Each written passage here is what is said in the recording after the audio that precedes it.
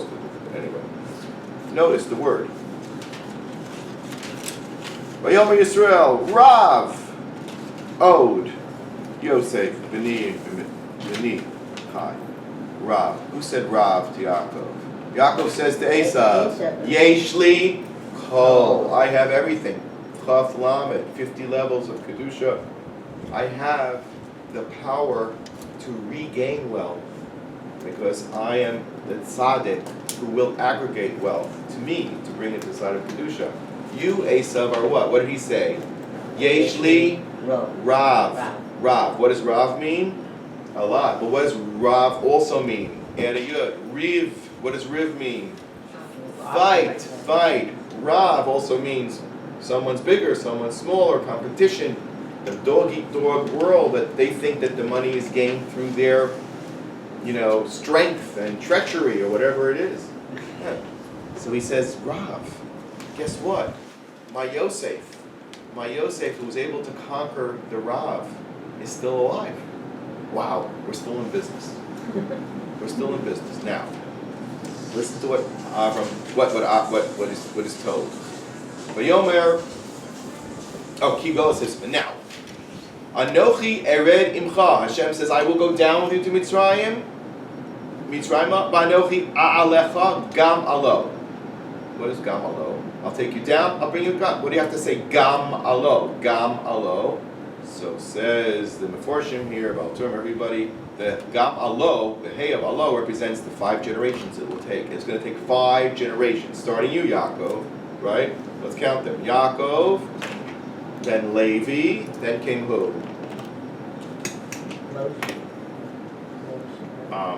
You had Amram, and then you have Moshe.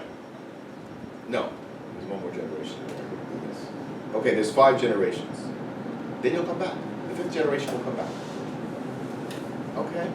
So, is everything good? Did Yaakov get all those questions answered? Let's review. Number 1, you're going to Mitzrayim to retrieve the sparks that Adam lost. We're fixing the world and fall into terrible evil, the Dor HaMabul. And Noah did half a job. And there were a couple of good guys there. Shem, Aver, nice people.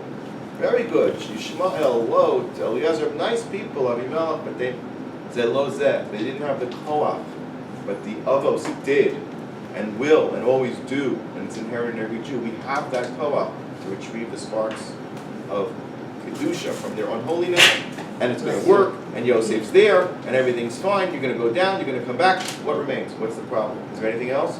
So Hashem says to him one last thing. V'Yosef yoshis yodoi al Einecha. Yosef will be the one to do what? Close your eyes. Does it say close your eyes? Okay. Yoshish, the Mefarshim here say Yoshish means to place. He'll place his hands on his eyes. It doesn't say close his eyes. Ya'atzom is to close. Yisgor. Yashis means to put your hand out and cover. What's that about? What is this for? You got everything you wanted, right? Didn't Hashem answer all Yaakov's concerns? What is this about? And Yosef will put his hands at your death. Fine. Okay. This was the most important promise that Hashem gave to Yaakov, and Yaakov didn't let go until he heard these last words from Hashem. He was praying about this. Remember, he brought karbanos. He was davening and davening and davening, and Hashem says, okay, I'm listening to your tefillos. Yosef yoshis yodo al einecha. What in the world does that mean? Any thoughts? Well, to me it meant... Very good. Yeah, go ahead. Shema Yisrael, what does that mean? When do you cover your eyes? When you say Shema. Okay. Well, what did Yaakov do when he first sees Yosef? He said Shema. What is Yaakov concerned about? That, when Yaakov also said Shema in Mitzrayim? He said it one more time, very prominently, and that the Chazal speak about. When the sons gathered around, they got very nervous. Why? Because he says, Bikesh Yaakov legalos esaketz. Yaakov wanted to tell them, we're getting out of here. I was promised by Hashem on the way down to Mitzrayim. What Yosef was told, Pakod Yifkod, we are getting out of Mitzrayim. It seems impossible, never happen. No, it will happen. And they said, maybe there's Rishayim here. Maybe you guys aren't what I thought you were. So what does he say? He says Shema Yisrael. They said to him Shema Yisrael. They say Shema Yisrael, and he says Baruch Shem Kol Malchus Olam. There's 2 episodes of Shema. One when he's meeting Yosef, and one when he's bringing the brothers together. What does that mean? Yosef will help you say Shema. Yosef will place his hands over your eyes, and make sure that your Shema Yisrael happens. Yosef is you, because if you're the same person, you're going to cover your eyes. Except, what is Hashem telling him? The work will be completed by Yosef, and you won't have to stay in Mitzrayim to make sure that it happens. Whose bones will stay in Mitzrayim to make sure that it happens? Yosef. Because ask yourself, why didn't Yosef get buried right away in Eretz Yisrael? Just like he was powerful, he could have asked that his burial be there. They didn't let him. It wasn't the same thing. But Yaakov gets out of Mitzrayim immediately. So that's what I thought. Unfortunately, say a lot of different things here. Some say what I just said, that I'm saying over, is that Yosef will complete your agenda for you. Not to worry. It'll follow through Yosef. I thought maybe also Yaakov was saying, I know I'm going to be buried in Eretz Yisrael. I know we're going to get out of Mitzrayim. But when? If I have to wait 5 generations, oy vavoy, did Yaakov want to even be buried in Mitzrayim at all? No. Why not? Why not? There were 2 reasons given. I'll not take away Mitzrayim. Why does Yaakov not want to be buried in Mitzrayim? Either because it's going to be filled with lice, it'll be turned into kinim, or it's worshipped as Avodah Zarah. He can't afford, as the tzaddik, to be turned into an Avodah Zarah. That would ruin everything. He's got to have his powerful impact, and then he's got to get out.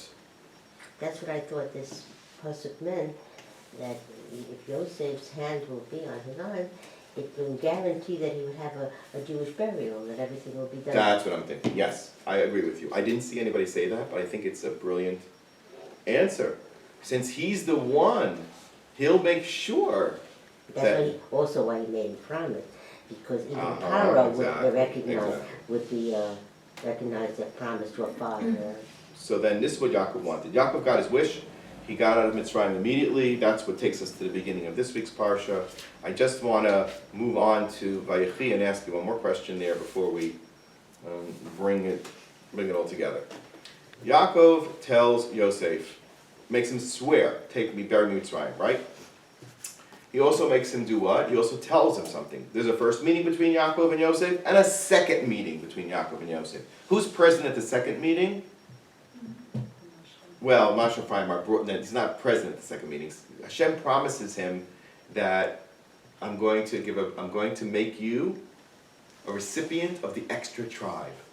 Hashem came to me and told me that I'm going to have 12 tribes. What I'm doing is I'm going to have this extra child that's going to be born. It was born through you. I'm hereby notifying you that these are my children, and I'm going to bless them, etc. I'm going to incorporate them into Klal Yisrael, and that's what we need to do. And then he brings Ephraim and Menashe. Okay, I'm going to ask you a question. In which of those 2 episodes, episode 1, Yaakov summons Yosef, and he says, swear to me, you'll bury me in Mitzrayim. I've got to be myself a Siyum Labadim. We already have to have right now evidence that we're getting out of here. And not just evidence. Who opposed Yaakov's burial? No, tell me, all the people the Medrash say opposed the burial of Yaakov in Maras Machpelah, Hebron, which is the Ir Melucha of Yehuda, the capital of Yehuda, where Malchus David started. Who didn't want him buried there? Name the people. Esav gave his life over it, right? He was killed by whom? Hushim, son of Dan, right? What was great about Hushim? He was dead. He couldn't be told all these nice explanations about why. There was no propaganda, there was no news, there was no influence. Nobody could change his mind. No one could bring out his self-doubt. No one could accuse him of being doing wrong things. There was no Lashon Hara that he could hear about Am Yisrael. And that's what you need. You want to get rid of Got it, just close your ears. But also all the nations of the world came, including Ishmael, and all the nations of the world came and opposed it. Geez, does that sound familiar? Does that sound familiar? You mean it was United Nations? That's all. And what caused them to relent? They relented because the crown of Yosef, and he was Mishnah Lamel, he wore a crown, was placed on the arm of his father Yaacov. What did it mean to say? Eila told us Yaacov, Yosef. There's no difference between Yaacov and Yosef. So what's in it for me? Yosef was the one who fed us in Mitzrayim. We'd all be dead without Yosef. We need Yosef to survive and prosper. Okay, Yaakov can be buried in Shechem. Because what's in it for me? What's in it for them is tremendous bracha. All they have to do is allow it. Being goy is really good. You don't have to do anything except love the Jews. Everything goes well. You love the Jews, you're okay. But it's like in their throat, they can't. Yeah, but the crown of Yosef. What is the crown of Yosef? The incredible wisdom and the incredible acuity to create prosperity and blessing in the world, which is what a tzaddik does. Then the nations will say, all right, okay, Jews, not so bad. Rothschild, he helped me out a little bit. You know, Israel is now in a position, remarkably, where it is an energy exporter. That also happened this week. This week. A lot of things happened this week. Right? Amidst all this craziness, Israel signed a deal with Cyprus, all these goyim, Cyprus and Greece, Yavan, that we are the source of your energy. Hello? We are your bracha. We are your Yosef. You want to make money? Come to Israel. You know that there's 32 countries have people running around Tel Aviv going, hey, Jews here? Anybody got an idea to make money? Hey, tell me how to make money. That's what's going on. All day long. You got a high tech. Okay, here's $50 billion. Let's go. They don't know what to do. They come to Tel Aviv to tell me what's going on. How do I make money? How do I use this technology? What's the thinking? The Chachma. The Chachma is Hashem. Because when there's Kedusha, there's Chachma. Okay, now I'm not saying that Tel Aviv is the holiest place in the world, but it has, it's still got a lot of klipas to go. I'm not saying Jewish city. What? It's a totally. But it is a Jewish city. It is in Eretz Yisrael. They do defend the country. There's a lot of good stuff, and it's only going to get better. Okay, so now Just ask me something. Not just ask me something. Sure. The two sons of Yosef, they're like Yaakov's sons, right? Correct. Do you think that was to bring the balance of Rachel having 4 sons? I thought the same thing. Thank you. That was my thought. And that answers my next question, which I didn't ask yet. So why are you going ahead of me? In which of the two conversations did Yaakov bring up the issue that he didn't bury Leah, that he failed to bury Rachel and Mars? If you were having two conversations with Yosef, and you were Yaakov, would it be in the conversation about burial, or would it be in the conversation about adding an extra tribe? Which one? Burial. Do you know where it is? In the second conversation. Okay? Why? Listen to what happened. And hold on. Yaakov. His eyes are getting old. He's getting old, like Yitzchak was old. The Farshim say here, Zoken is spelled the same way that Yitzchak was Zaken. What's happening? It's a contest for brachos. Yaakov or Esav, who's going to get it? Ephraim and Menashe, who's going to get it? Same story. Vayomer Yisrael Yosef, Re'u panecha lo pilalti v'hinei hera osi Elohim gam esarecha. I have your children here. And prior to giving the bracha, he says to him like this: Va'ani beboi mesa alai Rachel b'derech Canaan b'derech b'od kivras aretz lavo Efrasa v'ek b'reha sham b'derech Efras. A whole story. I'm sorry, I didn't take her into Eretz Yisrael. Rashi says I could. You know how far it was? Like a few steps. I didn't take her away from there. I left her there. Some say it was the area that was in the tribe of Binyamin region, like more north of Yerushalayim. Why didn't he take her into Eretz Yisrael? Why not?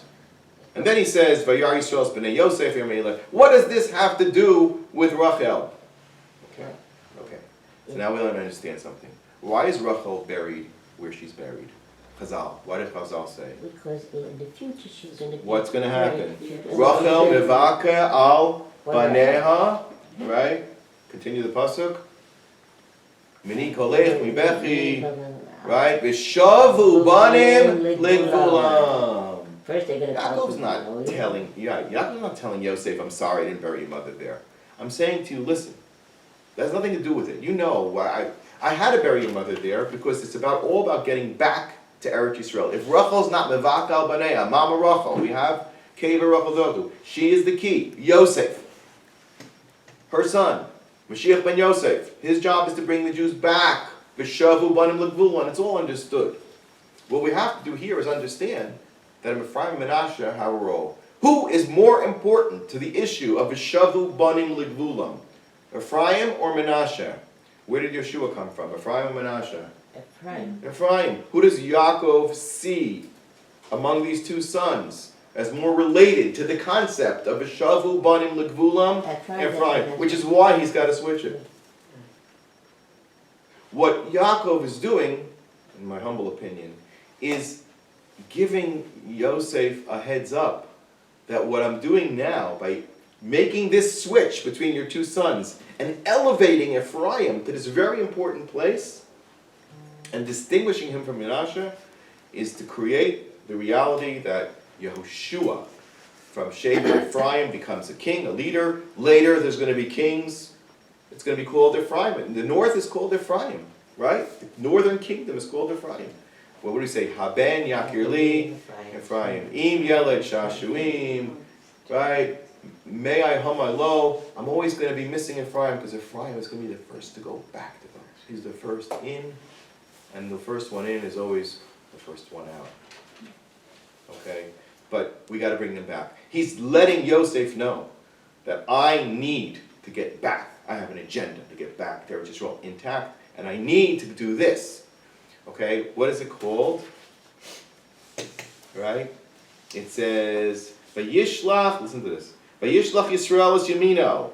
Vayoshes al Rosh Ephraim. It's like a kingly gesture. There you go. That was the promise that Hashem gave him on the way down. You'll get what you want. You'll be able to elevate Ephraim and thereby Yeshua, who's going to become the most important person. Why is he the most important person? He brought them into Eretz Yisrael. He is the successor of Moshe Rabbeinu. Moshe is going to get them out. Yeshua is going to get them in. And that's all.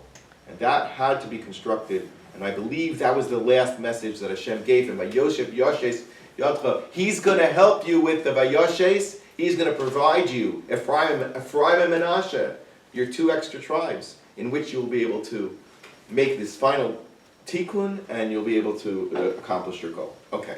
Now, that being said... Why was it necessary to have the two extra tribes to get him back? I mean, it's very nice, but why?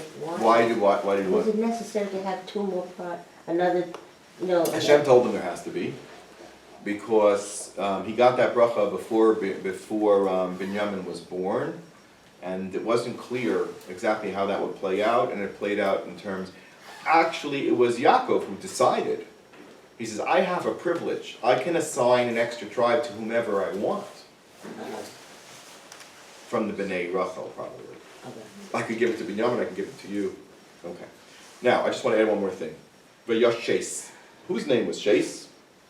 The child that they... Who was Shase? Son of Son of Adam. When was he born? After the 130 years. Shase represents the beginning of the return of the lost seed of Adam.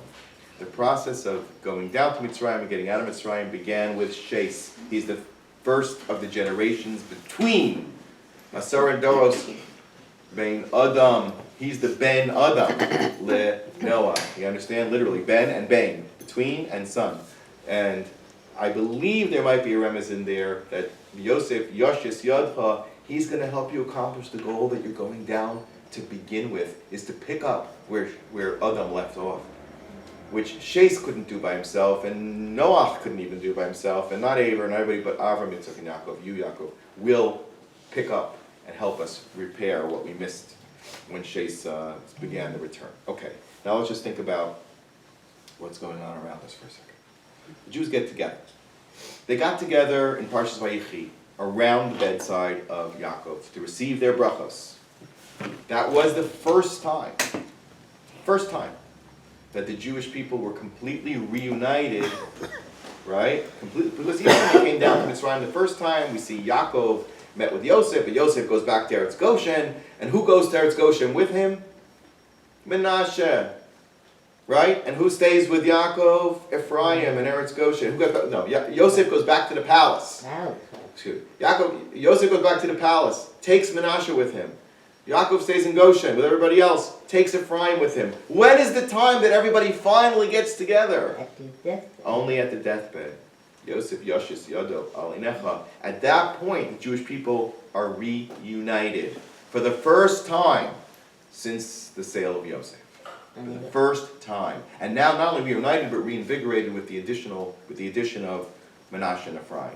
Even though at that point, he calls them Yosef. He doesn't give them a unique bracha yet, but Yosef has within him the bookends. Yehuda first gets the first bracha, and who gets the last bracha?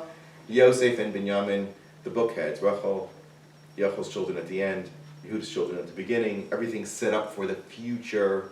The nevuah of Yehuda is that there'll be a Yosef Yeducha Achecha, he's going to be the Malchus, etc. etc. The structure of Bnei Israel set up, and in fact, the Medrash says that the way they were around the bed, the way that they were around the bed is the same way that they walked him to the burial, is the same way they settled in the land of Israel. Get it? So he accomplished that goal to reassemble them at that point. Leich Kanos HaYehudim. What happens when the Jews get together? Yaakov gets out of Mitzrayim. All the 12 children get Yaakov out of there, and it's the beginning of a real redemption. 94,000 people in New York, 12,000 in Binyanei Ummah. We davened at the same time. We davened Marav, they davened Mincha. At least it was supposed to be. I don't know if it actually happened. But Who davened Mincha? we were supposed to daven Marav when they were davening Mincha. Who's they? People in Binyanei Ummah for the Siyum HaShas were supposed to daven the same time MetLife Stadium. Within 24 hours, the biggest Haman in the world is destroyed. What happened in Shushan Habira? Leich Kanos Kol Yehudim. Get together Yehudim. To do what? To play fiddlesticks, to daven and do tshuva. You get Jews together to daven and do tshuva. It unleashes us from the klipos of Amalek. They fall away.